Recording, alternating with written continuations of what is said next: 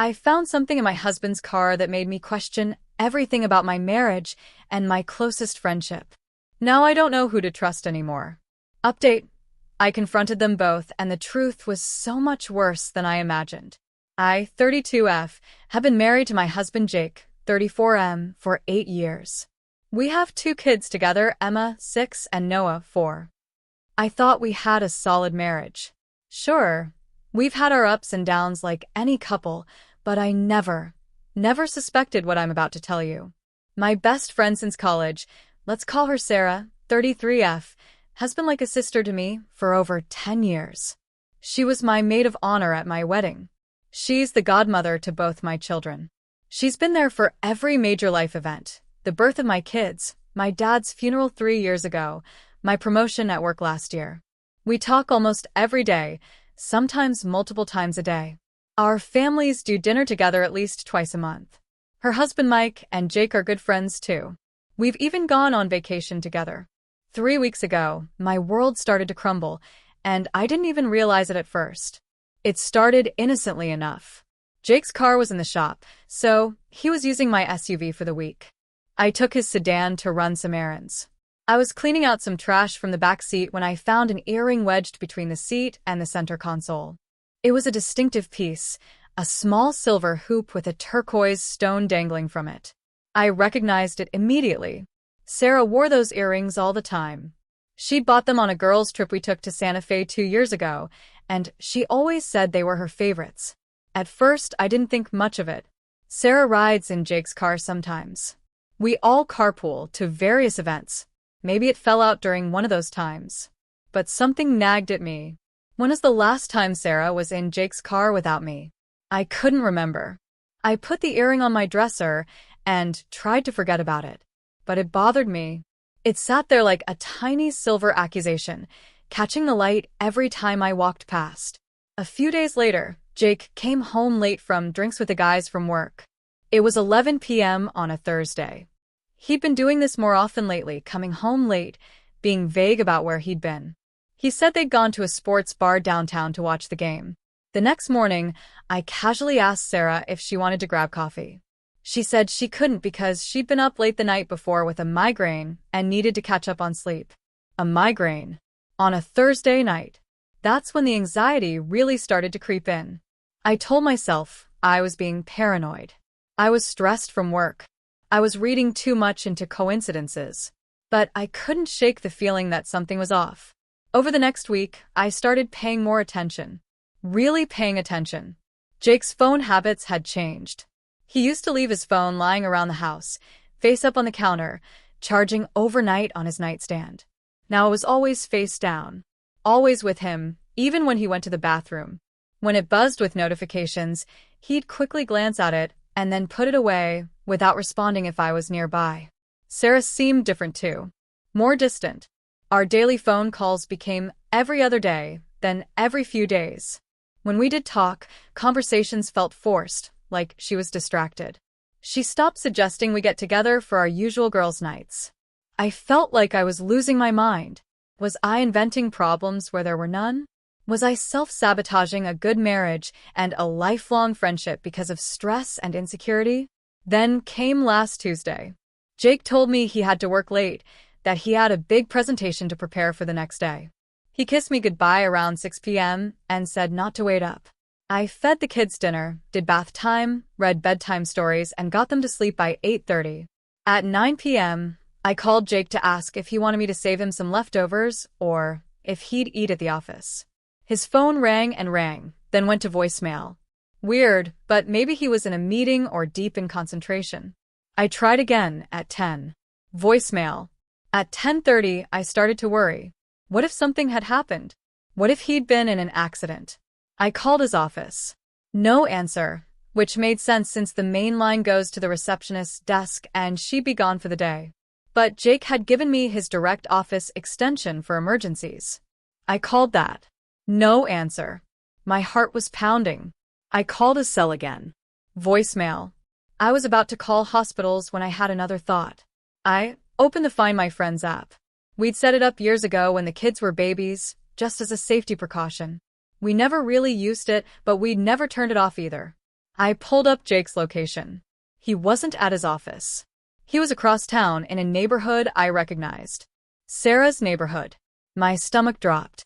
My hand started shaking so badly, I almost dropped my phone. There had to be an explanation. Maybe he was picking something up for Mike. Maybe there was some kind of emergency. I stared at that little dot on the map, watching it sit stationary at an address that was definitely on Sarah Street. For 20 minutes, I watched. It didn't move. At 11 p.m., I saw the dot start moving. It was heading back toward downtown, toward our house. Jake walked in the door at 11:35 p.m. He looked normal. Tired but normal. He kissed my forehead and said the presentation prep had taken forever, but he'd gotten it done. "How's the office?" I asked, my voice surprisingly steady. "Dead," he said. "Just me and the cleaning crew." He was lying to my face. I didn't confront him. Not then. I needed more information. I needed to be sure before I blew up my entire life. The next day, I did something I never thought I'd do. I checked our phone records. I have access to our account, so it wasn't technically snooping, but it still felt like a violation. A violation of a trust that I was increasingly certain had already been violated far worse. The records told a story I didn't want to believe. Dozens of calls and texts between Jake and Sarah. At all hours. Early morning. Late night. During work hours. Some calls lasted over an hour.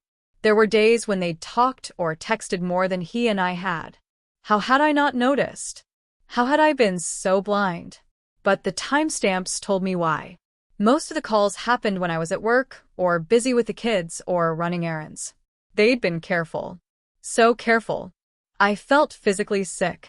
I spent the entire day in a fog, going through the motions with the kids, barely able to focus on anything. That night, I went through Jake's credit card statements. There were charges I didn't recognize. Restaurants we'd never been to together.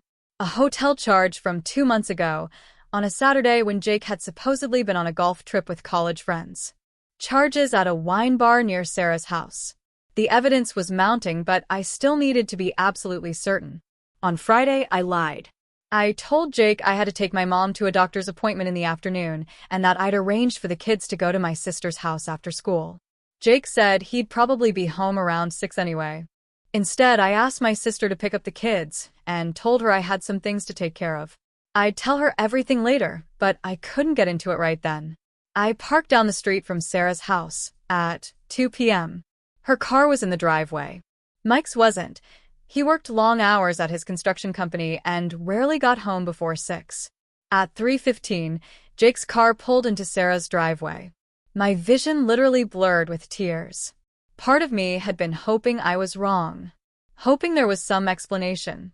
But there he was, parking in her driveway in the middle of the afternoon when he was supposed to be at work. He walked up to her front door. He didn't knock. He just walked in. He had a key. I sat in my car for 2 hours.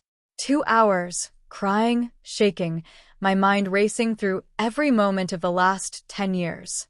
Every vacation. Every holiday. Every time I'd left them alone while I ran to the store or put the kids down for naps. How long had this been going on? At 5:20, Jake came out. Sarah was standing in the doorway, and even from down the street, I could see them kiss. Not a friendly peck. A real kiss. His hand was on her waist. She was smiling at him the way I used to think she smiled only at Mike. He left. She closed the door. And I sat there, numb. I didn't go home right away. I couldn't face him. I drove aimlessly for an hour, screaming in my car, hitting the steering wheel, cycling through disbelief, rage, heartbreak, and nausea. When I finally got home at 7, Jake was there making dinner. "How's your mom?" he asked cheerfully. "Fine," I managed to say. "Just routine stuff." I couldn't eat. I told him I wasn't feeling well and went to bed early. He seemed concerned, brought me water, asked if I needed anything. The caring husband, the devoted partner, the liar. That was 3 days ago. It's Sunday night now, and I still haven't confronted him. I don't know why I'm waiting. Maybe because once I say something, it becomes real. Once I confront them, my marriage is over. My best friendship is over. The kids' lives change forever. Our entire social circle implodes. Everything changes. Mike doesn't know. I'm certain of that. He deserves to know, but how do I tell him? How do I blow up his life too? I've been pretending everything is normal. It's been the hardest thing I've ever done. Acting normal at breakfast. Smiling at the kids. Responding to Sarah's text yesterday asking if we wanted to come over for dinner next week. I said we were busy. She sent back a sad face emoji. A sad face emoji. After everything. I've started looking up divorce lawyers. I've documented everything. The phone records, the credit card statements, the earring, photos of the Find My Friend's location, pictures I took of Jake's car at Sarah's house. I've been saving money, moving small amounts from our joint account into a separate one Jake doesn't know about. But I don't know how to actually do this. How do I sit down with my husband and tell him I know?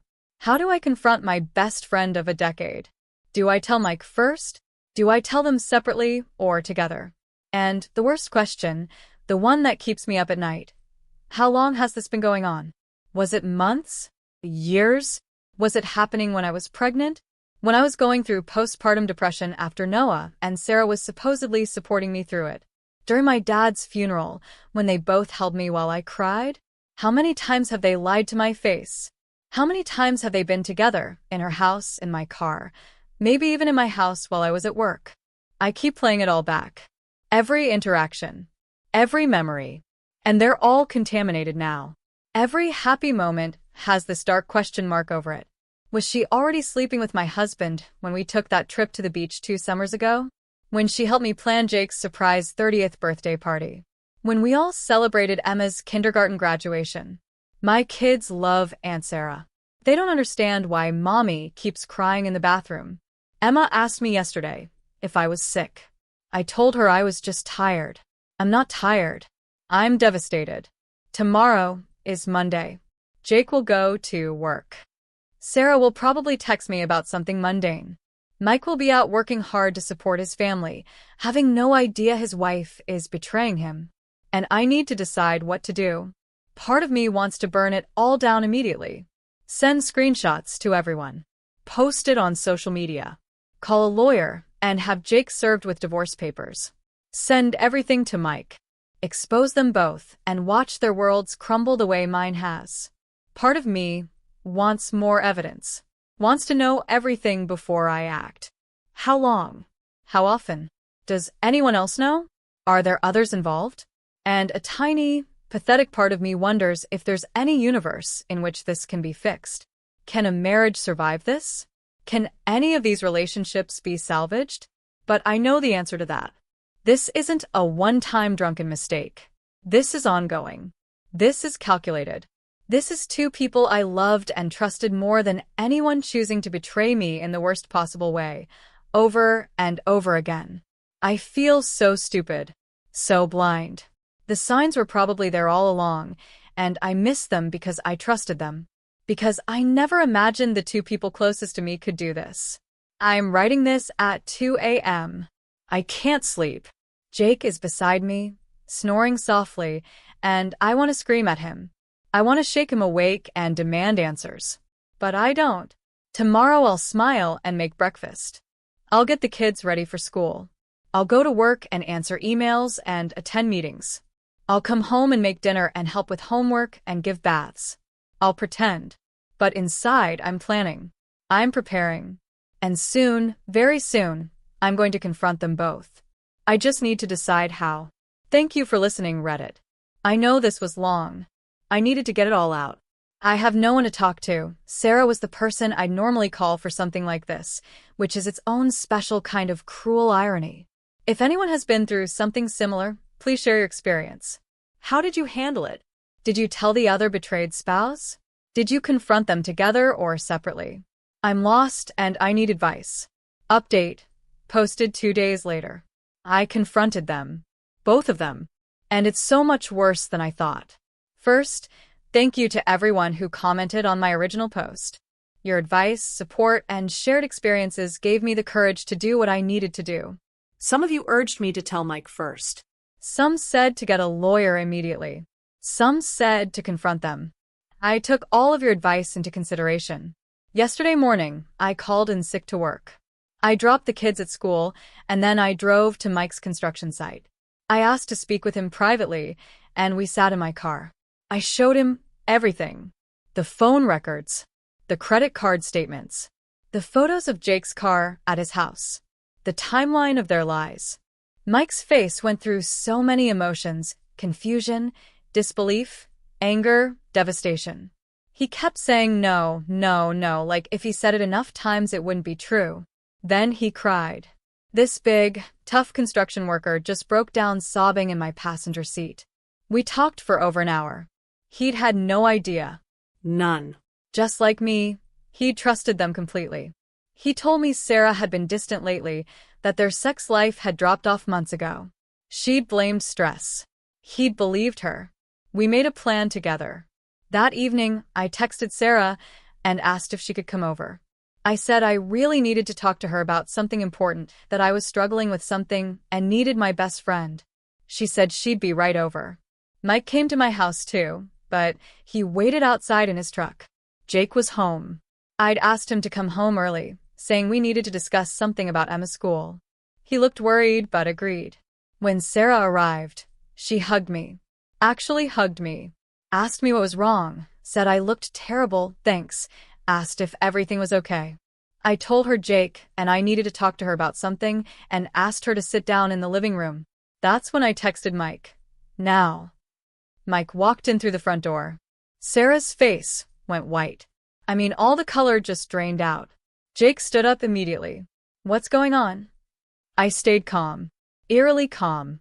I'd been so emotional for days, but in that moment, I was ice cold. You two are having an affair, I said. Not a question. A statement. The silence was deafening. Sarah started to say, What? No, that's... Don't, I interrupted. Don't lie anymore. I know everything. I pulled out my phone and started showing them the evidence. The phone records. Jake's car at Sarah's house. The Find My Friend's location when he said he was at work. The credit card charges. The earring. Jake's face crumbled. He sat down hard on the couch. Sarah was crying, saying, I'm sorry, I'm so sorry, over and over. Mike was standing there, fists clenched, just staring at his wife. How long? I asked. Silence. How long? I shouted. The kids weren't home. I didn't have to hold back. Jake's voice was barely a whisper. 2 years. 2 years. I thought I'd been prepared for the answer. I wasn't. 2 years of lying. 2 years of sneaking around. 2 years of looking me in the eye and deceiving me. Mike lunged toward Jake. I thought he was going to hit him, and honestly, I wouldn't have stopped him. But he caught himself, turned around, and punched the wall instead. His hand went right through the drywall. Sarah jumped up, reaching for Mike, but he jerked away from her. Don't fucking touch me. The next hour was chaos. Yelling, crying, accusations. But through it all, more truth came out. It had started at a New Year's Eve party 2 years ago. Our families had celebrated together, like we always did. Jake and Sarah had both had too much to drink. They'd gone to get more champagne from a garage, and they kissed. Just a kiss, they said. But then they couldn't stop thinking about each other. They'd started texting, then meeting for coffee, then lunch, then more. They'd slept together for the first time 4 months after that first kiss. At the hotel I'd found on the credit card statement, that golf trip had been fake. Sarah had told Mike she was visiting her sister in Portland. They'd spent the entire weekend together. After that, it became regular. At least once a week, sometimes more. Usually at Sarah's house while Mike was at work and I was at my office. Sometimes during work trips that were really just them checking into hotels. The worst part? They'd talked about leaving us. About building a life together. We love each other, Sarah said through her tears. We didn't mean for this to happen, but we fell in love. I laughed. Actually laughed. It was such an absurd thing to say. You're my best friend, I said to her.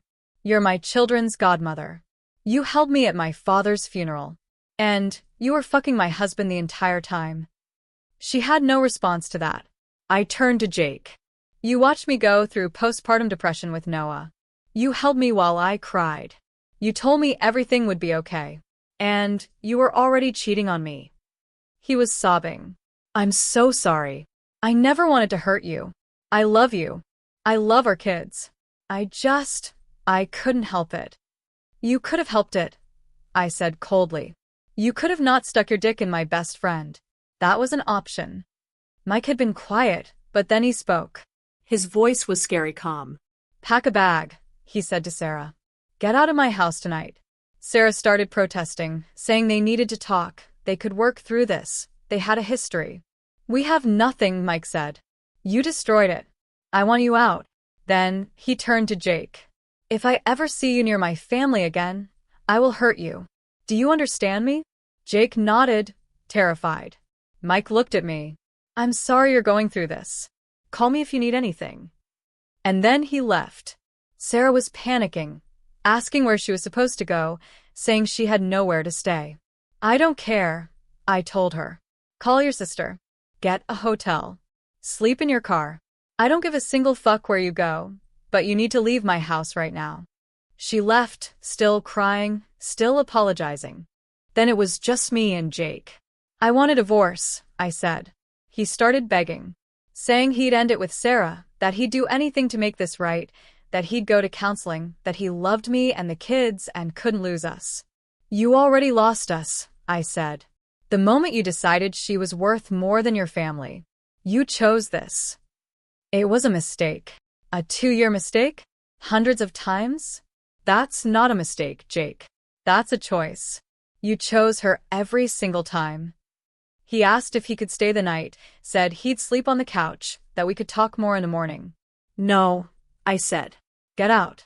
But the kids. The kids are at my sister's tonight. And you'll see them when my lawyer says you can see them. For now, get your shit and get out of my house. He packed a bag and left. I watched him drive away, and then I collapsed on the floor and sobbed. Today has been a blur. I called a lawyer first thing this morning. I filed for divorce this afternoon. The lawyer said given the evidence I have of the affair, I'm in a strong position for the divorce proceedings. I told my family. My mom is livid. My sister is ready to commit murder. My brother wants to find Jake and have a conversation, which I've told him would not be helpful even though I appreciate the sentiment. I haven't told the kids yet. They're too young to understand the details, but I'll have to tell them something soon. That's the part I'm dreading most. Mike texted me this morning. Sarah has been staying at her sister's. He's filing for divorce too. He thanked me for telling him, said he couldn't imagine going on not knowing. We're going to stay in touch. We're both going through the same nightmare, and it helps to talk to someone who truly understands. Jake has been texting and calling nonstop. I've blocked his number. He can communicate through lawyers now. Sarah has tried to reach out too. Long text messages about how sorry she is, how she never meant to hurt me, how our friendship meant everything to her. I blocked her too. I don't care about her apologies. She showed me exactly how much our friendship meant to her. Some of my friends have started asking questions. They've noticed Sarah and I aren't talking, that our families haven't gotten together. I've told a few close friends what happened. The reactions have ranged from shock to anger to I always thought something was off about them. That last one stings. If people suspected something, why didn't anyone say anything? I'm not okay. I don't know when I'll be okay. Some moments I'm numb. Some moments I'm crying so hard I can't breathe. Some moments I'm so angry I want to destroy everything they care about. But I'm standing. I'm moving forward. I'm protecting my kids and myself. I'm done being the person who got betrayed. I'm going to be the person who survived it. Thank you again, Reddit. I'll probably post again as things develop. This community has been my lifeline over the past few days. For now, I'm going to hug my kids, lean on my family, and start figuring out what my new life looks like. A life without Jake. And without Sarah. Honestly, I think it's going to be better than what I had. Because what I had was built on lies. I'd rather have truth, even if it hurts.